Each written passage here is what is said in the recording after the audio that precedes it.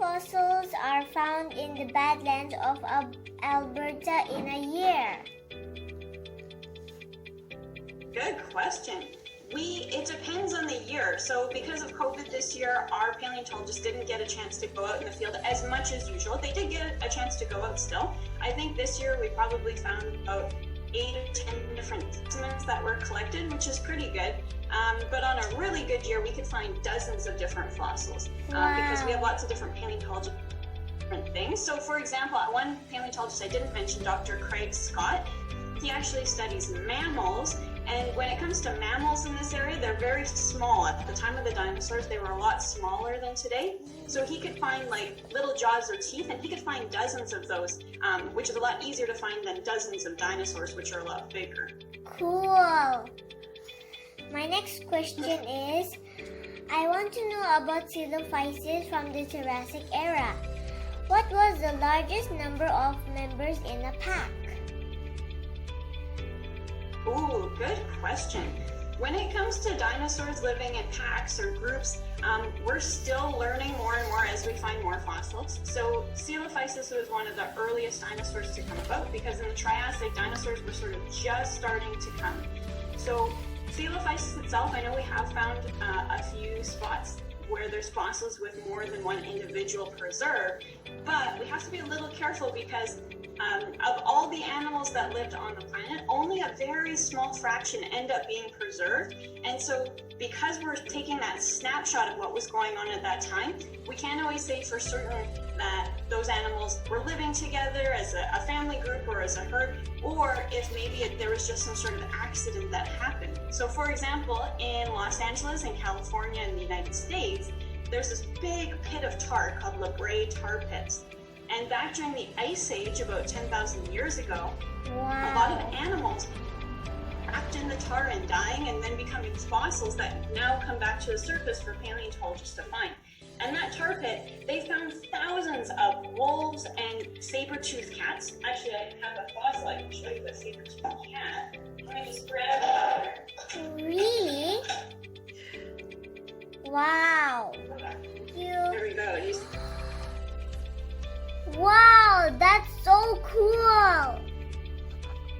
Yeah, so these guys in La Brea tar pits, there are thousands of them, but we don't think that they were necessarily living together. It just happened to be that one spot trapped a lot of animals over time that were coming to feed on other animals that had been trapped. So that's what we call a predator trap. So we have to be a little bit careful as paleontologists to say whether or not animals lived together or if they just accidentally died together. It's tricky. My next question is, is there a fossil older than the Megalosaurus found by Richard Owen? It's a bit tricky because although Richard Owen was the first to describe dinosaurs, people around the world have been finding fossils for many thousands of years. In China, a lot of the myths about dragons, they think came from finding fossils of animals, even things like griffins, they think was from a dinosaur called Protoceratops that was found in areas like Mongolia. When because Microraptors lived in China in the forest, they usually used to glide. So how many meters did they use to glide from tree to tree? That one's really tricky. So that's the sort of work that our paleontologist, Dr. Don Henderson, would do. He would look at the body, the muscles, the feathers, the area of the feathers to see if he can calculate using math and physics how far the animals can go. I don't know if there's been any studies done on Microraptors specifically. They are pretty cool because they have the 2 wings on the arms and wings on their legs. So they definitely would be good gliders, but they wouldn't be able to actually fly, like get off of the ground and fly around. They would only be able to go from a high area to a low area. But I guess it depends too if there was what the wind was like or if there was a lot of things in the way of the animal. Wow. So that's something that we may never actually some of the bigger raptors they have in the United States, like Utah raptor, get really big. So we have smaller raptors, but they're still pretty cool. We also have a cast of the largest claw in the dinosaur fossil record. This one here, this is pretty big. We don't find these in Canada. These guys are from... Actually, we think that there may be a relative relative of this in Dinosaur Park, not far from us, but mostly these fossils come from Mongolia, the Gobi Desert, and they're called Therizinosaurus. So they're about as tall as a T-Rex, and they have these huge claws on their hands, but they were plant-eating dinosaurs. So they might have used these for pulling bark off of trees or digging in the dirt to get to roots. We're not sure, but they never ate any meat, even though they had huge claws. Another common dinosaur we have here are these guys.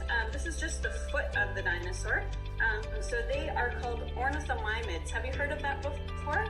I think so. Yeah, there's Ornithomimus, Struthiomimus, Gallimimus. Some of them were in the Jurassic Park movies. And they look like ostriches, but with long tails. And so this is the foot of one. And like the Albertosaurus and Tyrannosaurus Rex, they have hollow bones. So they can move really fast. They're the fastest. They can probably run at about 60 to 70 kilometers an hour. So pretty quick. Cool.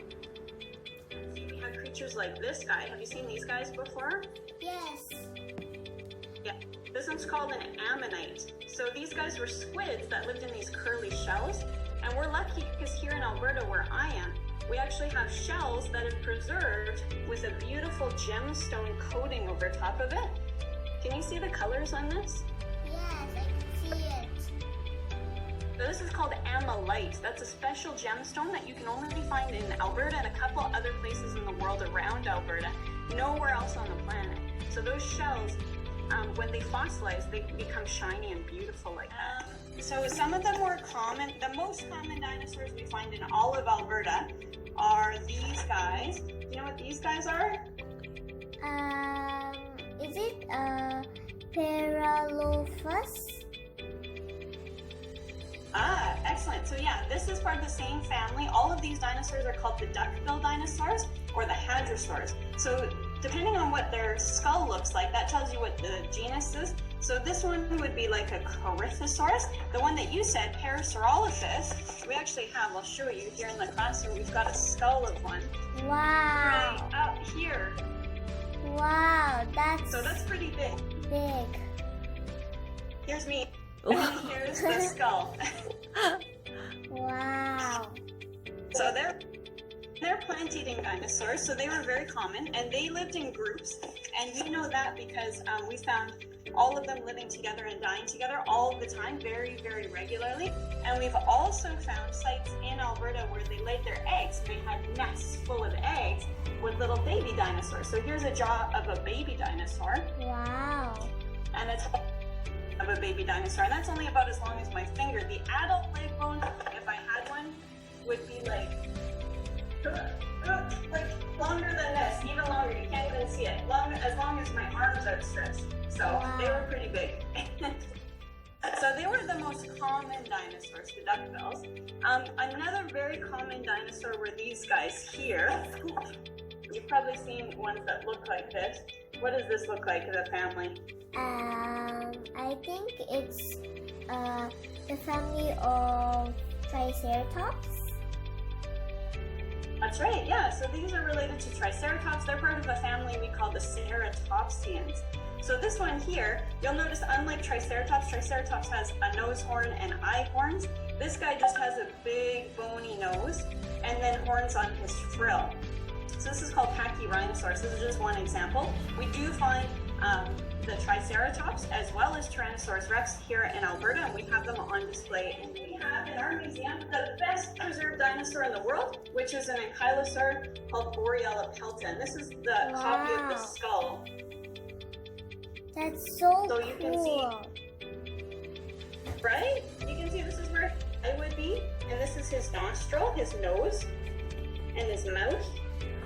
Wow. So this is just a 3D of the skull. And the cool thing about this dinosaur is it was preserved with all of the skin still in place. So this is the impression of the skin in the rock. The next question Okay. is, can you tell me a little bit about fossilized trees? Sure, yeah, absolutely. I think I have a fossil I can show you. So we have a lot of fossil trees here in Alberta, where I'm coming to you from. Our provincial stone is actually petrified wood. So have you seen petrified wood before? Wow. So it looks like a piece of wood, but it's turned into a rock, very hard. Wow. But it still has all the details, like the body, and it still has the tree rings, fossils of them that are preserved in the rock. There's an impression of the pine. When is the best time to visit the museum? Probably in the autumn, so like September, October is really nice, because in the summer it's nice to come here, but it can be really hot and it's really busy. A lot of people come to visit us, so it can be a little bit crazy here. September, October is a good time to come because it's still really nice weather, not very many mosquitoes, and we're still doing programs to go out in the badlands to look for fossils and things like that. So that's the best time to come. A little bit quieter, but still a lot of activities that you can do. Wow.